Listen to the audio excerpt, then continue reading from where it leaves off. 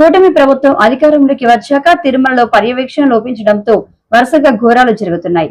ప్రభుత్వ బాధ్యతారాహిత్యం కారణంగా చివరికి పోలీసులు కూడా మద్యం తాగి విచ్చలవిడిగా కొండపై వ్యవహరిస్తున్నారు అని టీటీడీ మాజీ చైర్మన్ కరుణాకర్ రెడ్డి అన్నారు.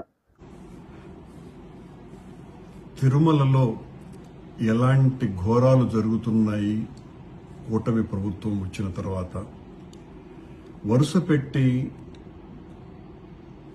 తిరుమలలోనే ప్రభుత్వం యొక్క బాధ్యతారాహిత్యం కారణంగా చివరకు పోలీసు వాళ్ళు కూడా మద్యం తాగి విచ్చలవిడిగా వ్యవహరిస్తున్నారు అని అంటే ఆశ్చర్యం వేస్తుంది. అంటే ఏ రకమైనటువంటి పర్యవేక్షణ కొండ మీద పూర్తిగా కరువయింది. ఎంతసేపు మా మీద పడి ఏడవటం తప్ప గత ప్రభుత్వం అన్ని అక్రమాలు అన్యాయాలు ఘోరాలు చేసినాయి అని చెప్పుకోవటానికి ఈ సంవత్సరం అంతా గడిచిపోయింది. ఈ సంవత్సరం అంతా కూడా వీళ్ల పాలనలో ఎన్ని రకాలైనటువంటి ఘోరాలు అపచారాలు జరిగినాయి అన్నటువంటి దాని మీద సమీక్షలు చేయటం గాని సరిదిద్దుకోవటం గాని ఇలాంటి కార్యక్రమాలు ఒక్కటి కూడా చేయకపోవటం మూలంగా ఈ రోజున ఏపీఎస్పీ బెటాలియన్ కు సంబంధించినటువంటి 3 పోలీసులు పోలీసు వాహనంలో తప్పతాగి కొండకు వచ్చి అక్కడ సచివాలయం దగ్గర యాక్సిడెంట్ చేస్తే అక్కడ వాళ్ళ ఆ జీపు టైరు కూడా పంక్చర్ అయిపోయి వాళ్ళ గొడవల్ని చూసి అక్కడ ఉన్నటువంటి స్థానికులు అబ్జర్వ్ చేసిన తర్వాత పోలీసు వాళ్ళు వచ్చి డ్రంక్ అండ్ డ్రైవ్ టెస్ట్ చేస్తే వాళ్లకు 300 పాయింట్లు వచ్చినాయి అని అంటే పోలీసు వాళ్లే మమ్మల్ని ఎవ్వరూ ఏం చేయలేరులేనని కొండ మీద ఈ రకంగా తప్పతాగి వస్తున్నారు అని అంటే ఇక ఏ రకంగా ఈ ప్రభుత్వం ధర్మ పరిరక్షణకు పూనుకున్నది, తిరుమల పవిత్రతను కాపాడాలని నిశ్చయించుకున్నది, గత ప్రభుత్వ ప్రక్షాళన చేస్తున్నాము అని నిరంతరం వాగుతూ కాలం గడిపినారు.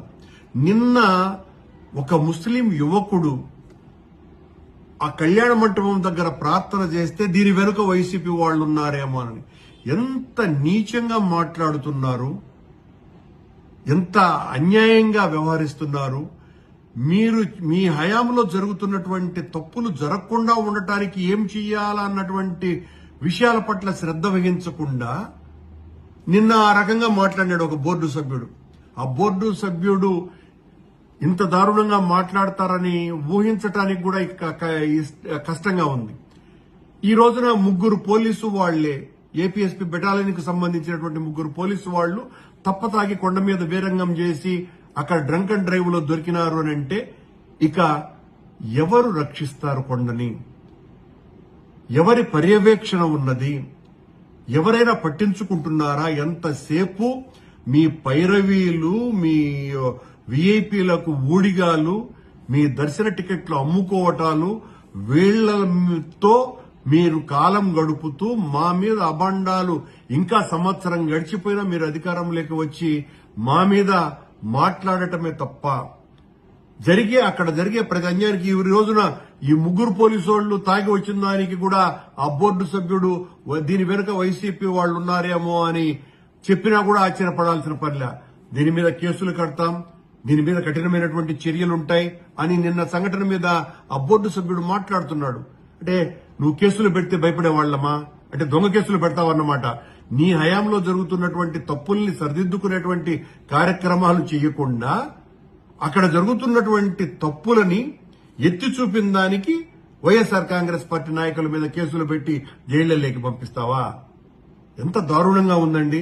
అక్కడ మీ పాలనలో పాప ప్రక్షాళన చేస్తాము అని చెప్పి మీరు వచ్చిన తరువాత నిరంతరము అపచారాలు, అన్యాయాలు, ఘోరాలే జరుగుతున్నాయి. ఇప్పటికైనా కూడా దీన్ని సరిదిద్దుకోవాల్సిన బాధ్యత గుర్తెరగండి. నీచమైనటువంటి ఆరోపణలు చేయటం మానేయండి. ఈరోజు పోలీసు వాళ్లే వచ్చి ఈ రకంగా తాగి అక్కడ ప్రవర్తించినటువంటి తీరు మొత్తం రాష్ట్ర ప్రభుత్వానికే సిగ్గుచేటు, తిరుమల క్షేత్రానికే అవమానకరమైనటువంటి విషయం ఇది. ఇలాంటి వాట్ల పట్ల ఇప్పటికైనా కళ్లు తెరవవలసిందిగా రాష్ట్ర ప్రభుత్వాన్ని కోరుతున్నా.